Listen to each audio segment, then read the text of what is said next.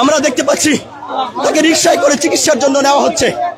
বিপিনুরকে ব্যাপক ধাওয়া পাল্টা দেওয়া, বেদম মারছেন, বিপিনুরকে সহ পিটাচ্ছেন, বিপিনুরকে লাঠিচার্জ করছেন, আমরা দেখতে পাচ্ছি।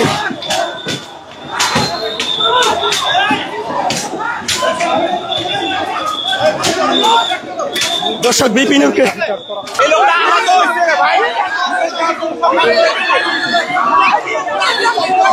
পদ্মা সেতু, মেট্রো রেল এবং এলিভেটেড এক্সপ্রেসওয়ে নির্মাণের গর্বিত অংশীদার বসুন্ধরা সিমেন্ট।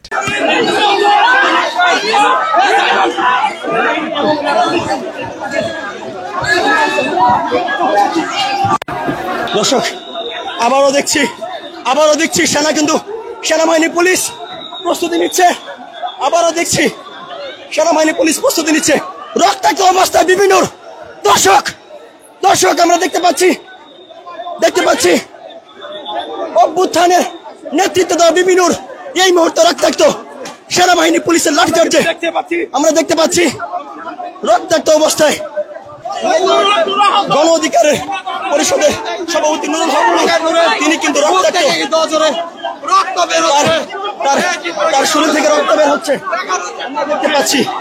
আমরা দেখতে পাচ্ছি এই মুহূর্তে গণ অধিকার পরিষদ নেতা বিপিনুর রক্তাক্ত হয়েছেন। আমরা দেখতে পাচ্ছি কঠোর ভূমিকা পালন করছেন সেনা ও পুলিশ। আমরা সেই দৃশ্য দেখতে পাচ্ছি, গণ অধিকারীকে বেদম পিটিয়েছেন। এই মুহূর্তে সেই দৃশ্য দেখা যাচ্ছে। 10 মিনিটের আলটিমেটাম দিয়েছিল, সেই 10 মিনিটের মধ্যে আমরা দেখতে পাচ্ছি তাকে রিকশায় করে চিকিৎসার জন্য নেওয়া হচ্ছে। বিপিনুরকে চিকিৎসার জন্য নেওয়া হচ্ছে, রক্তাক্ত বিপিনুরকে চিকিৎসার জন্য নেওয়া হচ্ছে। পুলিশ ও সেনাবাহিনীর যৌথ আক্রমণে আহত হয়েছেন বিপিনুর। আমরা জননেতা নুরুল হক ভাইকে আহত করেন এবং